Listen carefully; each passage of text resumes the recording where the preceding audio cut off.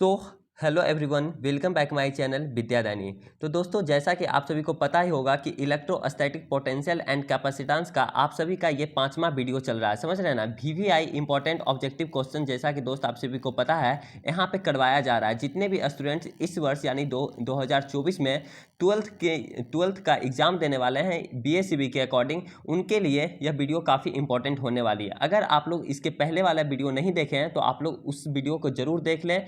उसमें दोस्त आप सभी का 45 नंबर ऑब्जेक्टिव कढ़वा चुका गया है, मतलब ये कढ़वा दिया गया है। अब यहाँ पे दोस्त आप सभी का 46 नंबर क्वेश्चन से कढ़वाया जा रहा है। ठीक है दोस्त, तो बात करते हैं 46 नंबर क्वेश्चन पे। 46 नंबर क्वेश्चन क्या बोल रहा है? The capacity of A parallel plate capacitor depends on the, यानी जो पैरेलल प्लेट कैपेसिटर होता है उसका जो कैपेसिटी होता है दोस्त, वो किस बातों पे डिपेंड करता है। तो दोस्त आप सभी को पता होगा कि पैरेलल प्लेट कैपेसिटर का जो फॉर्मूला होता है वो क्या होता है भैया? ये दोस्त होता है ए एप्सिलॉन नोट अपॉन में डी। ए एप्सिलॉन नोट अपॉन में डी। डी यहाँ पे क्या हो गया? दोनों प्लेट के बीच का डिस्टेंस हो गया। ये मान लिया जाए पैरेलल प्लेट कैपेसिटर है, इस तरह से समझ है ना। इसके बीच का जो डिस्टेंस है ये वाला आप सभी का, ये स्मॉल डी से हम लोग नोट करते हैं, ये आप सभी का डिस्टेंस हो गया। ए क्या हो गया? एरिया हो गया, और ये एप्सिलॉन नोट हो गया। तो यहाँ पे देखिए ऑप्शन यहाँ पे दिया गया है कि कौन सा बातों पे डिपेंड करता है। Type of the metal use, thickness of the metal, potential applied across the plates, separation between the, यहाँ होगा प्लेट्स होगा, ठीक है, प्लांट्स नहीं होगा, प्लेट्स होगा, PLATES, ठीक है, प्लेट्स। तो दोस्त यहाँ पे चौथा ऑप्शन आप सभी का सही है, डी ऑप्शन, क्योंकि यहाँ पे लिखा गया सेपरेशन बिटवीन द प्लेट्स, यानी दोनों बातों, यानी सेपरेशन यानी उसके बीच के दूरी पे डिपेंड करता है। ठीक है, तो 45 का दोस्त आप सभी का डी ऑप्शन सही है। आ जाते हैं, सॉरी 46 नंबर का डी ऑप्शन सही है। आ जाते हैं 47 नंबर क्वेश्चन पे। 47 नंबर क्वेश्चन क्या बोल रहा है? What fraction of the energy drawn from the charging battery is stored in a capacitor. मान लिया जाए किसी भी कैपेसिटर को अगर हम लोग उसको चार्ज करते हैं, कैपेसिटर को अगर हम लोग चार्ज करते हैं किसी भी चार्जिंग बैटरी के द्वारा, तो उसमें से कितना एनर्जी, कितना फ्रैक्शन ऑफ एनर्जी जो होगा दोस्त, वो कैपेसिटर में स्टोर हो जाएगा, यानी जमा हो जाएगा। तो पहले आप लोग देखिए कि मान लिया जाए हम लोग जानते हैं कि जो चार्ज स्टोर होगा कैपेसिटर में वो कितने के बराबर होगा? वो दोस्त Q इज इक्वल टू सी भी के बराबर हो जाएगा। यानी C यहाँ पे क्या है? कैपेसिटेंस है, भी हो गया यहाँ पे पोटेंशियल के बराबर होगा। ठीक है, हम लोग जैसा कि जानते हैं, तो हम कह सकते हैं कि जितना मतलब कि एनर्जी जो ड्रॉन होगा बैटरी से, वो उसका फॉर्मूला कितना होता है? उसका फॉर्मूला आप सभी को पता होगा दोस्त, U मान लिया जाए इसका कितना होता है? QV के बराबर आ जाएगा। समझ रहे हैं ना, QV के बराबर आ जाएगा। आपको मैं डिटेल से यहाँ पे लिख के बताता हूँ, इस क्वेश्चन का आप सभी को डिटेल से यहाँ पे लिख के बताता हूँ, थोड़ा ये समझाता हूँ।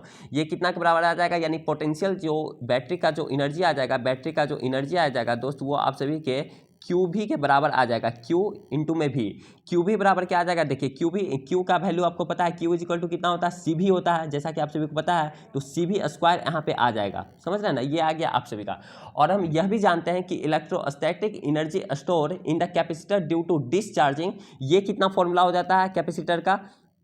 समझ रहे ना, कैपेसिटर का ये कितना हो जाएगा? ये हो जाएगा 1/2 इंटू में CV स्क्वायर। ठीक है, अब 1/2 CV स्क्वायर, तो हम कह सकते हैं कि energy store in the capacitor, यानी कैपेसिटर में जो एनर्जी स्टोर हुआ है वो half of the CV square हुआ है, यानी CV स्क्वायर के हाफ हुआ है। तो यानी इसका मतलब क्या हुआ दोस्त कि 50% एनर्जी यहाँ पे आप सभी का स्टोर हुआ। कितना परसेंट एनर्जी स्टोर हुआ? 50%। समझ रहे हैं ना, तो ये आप स्क्रीनशॉट भी ले सकते हैं, यानी 50%। यानी इसमें से ऑप्शन अब देखिए कि आप सभी का कौन सा ऑप्शन सही है। ठीक है, इस क्वेश्चन का तो दोस्त यहाँ पे डी ऑप्शन दिया गया, यानी 50% आप सभी का एनर्जी स्टोर होगा। 47 नंबर क्वेश्चन का आ जाते हैं 48 नंबर क्वेश्चन पे।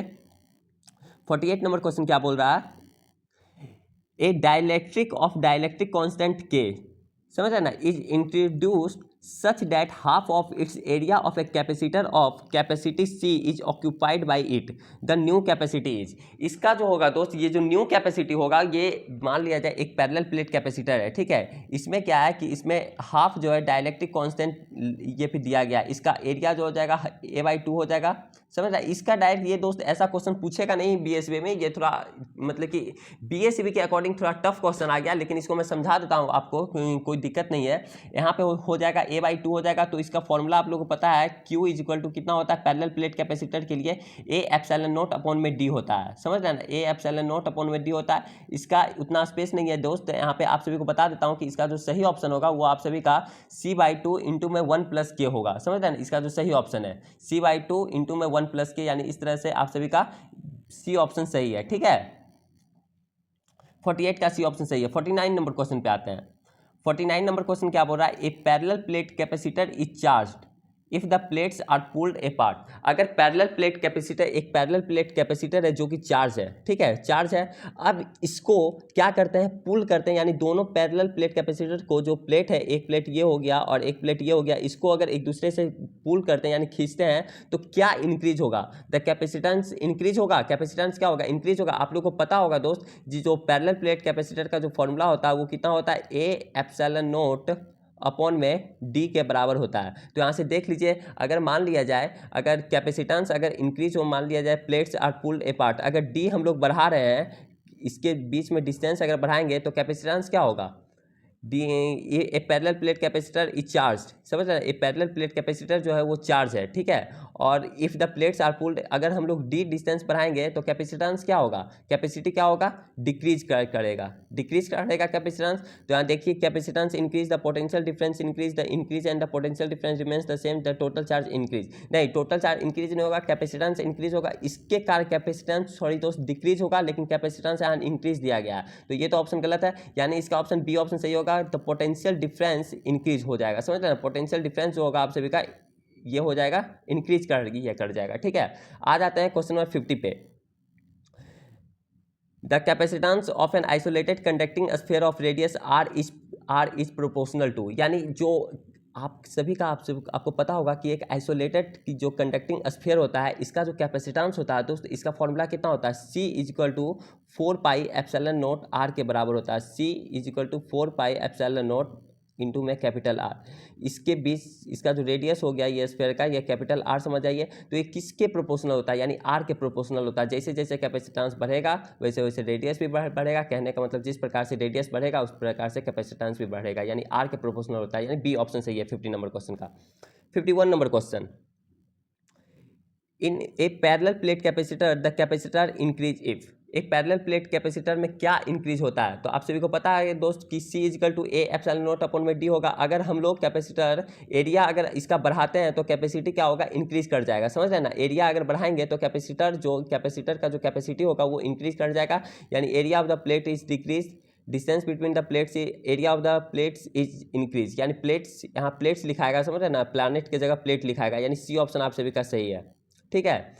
51 नंबर क्वेश्चन का सी ऑप्शन सही है, यानी एरिया बढ़ाएंगे तो कैपेसिटर का कैपेसिटी भी बढ़ेगा, क्योंकि आप सभी को पता है फॉर्मूला क्या होता है, C is equal to A epsilon naught upon में डी के बराबर आता है, समझ रहे हैं ना। तो इस तरीके से आप सभी का सी ऑप्शन सही हो गया, ठीक है। आ जाते हैं क्वेश्चन नंबर 52 पे।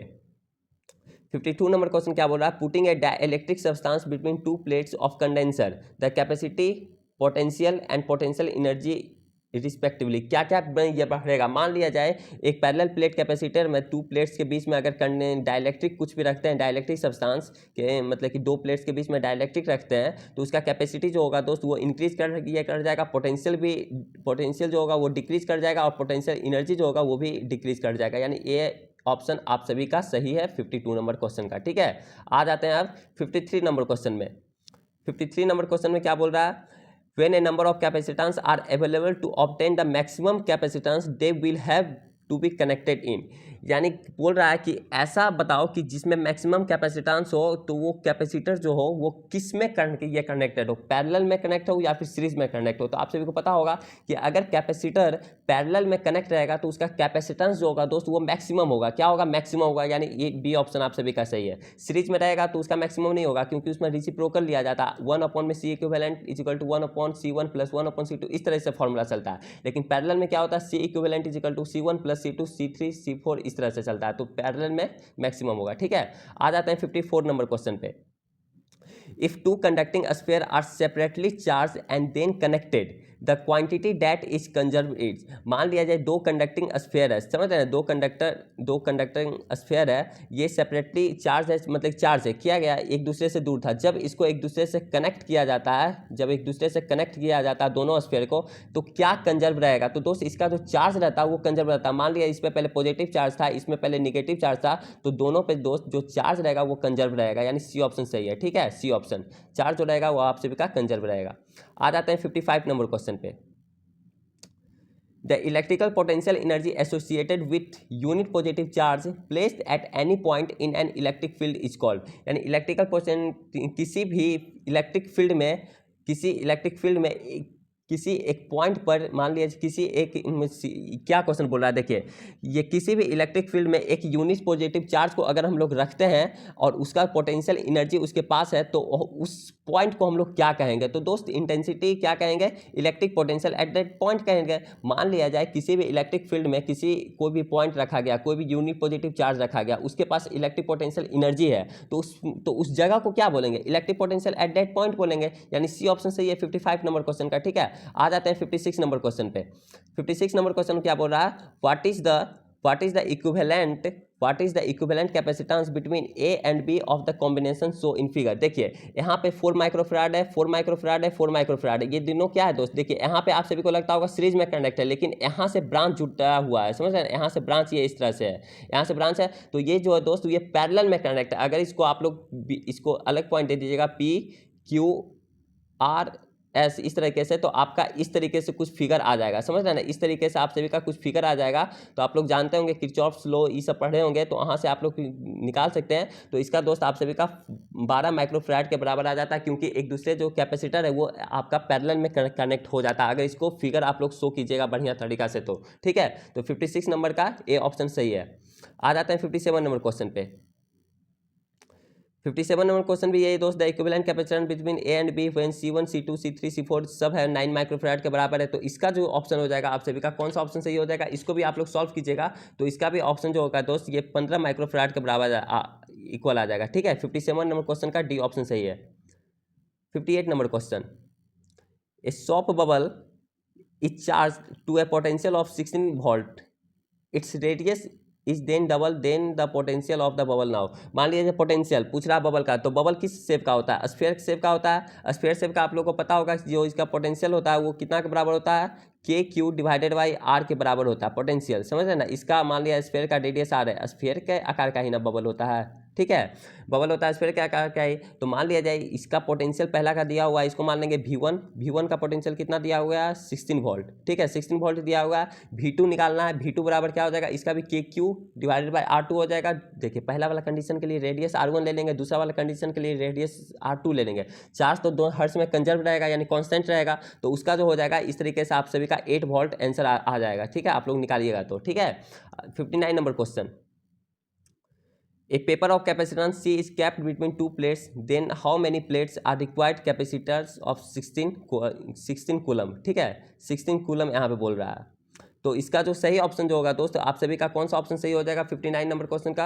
59 नंबर क्वेश्चन का दोस्त आप लोग सही सॉल्व कीजिएगा तो आराम से आप सभी का आंसर आ जाएगा। कौन सा ऑप्शन सही हो जाएगा जल्दी बताइए। तो आप लोग ये दोनों क्वेश्चन जो है दोस्त आप लोग सॉल्व कीजिएगा, समझ रहे हैं ना, ये दोनों क्वेश्चन आप लोग सॉल्व कीजिएगा।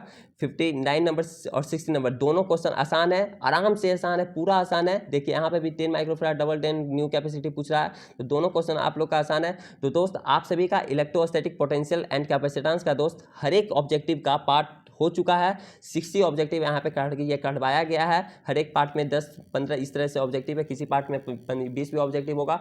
तो आप लोग का सेकंड चैप्टर कंप्लीट हो गया। अब आप लोग का अगले दिन से यानी थर्ड चैप्टर शुरू होगा करंट इलेक्ट्रिसिटी का ऑब्जेक्टिव। आप सभी को दोस्त यहाँ पे सब्जेक्टिव भी करवाया जाएगा, सारा कुछ आप सभी को करवाया जाएगा, इसके लिए हड़बड़ाना नहीं है। सब्जेक्टिव भी सारा कुछ दोस्त प्रीवियस ईयर ही लिया जाएगा, प्रीवियस ईयर ही यहाँ पे आप सभी का फोकस किया जा रहा है, प्रीवियस ईयर को ही।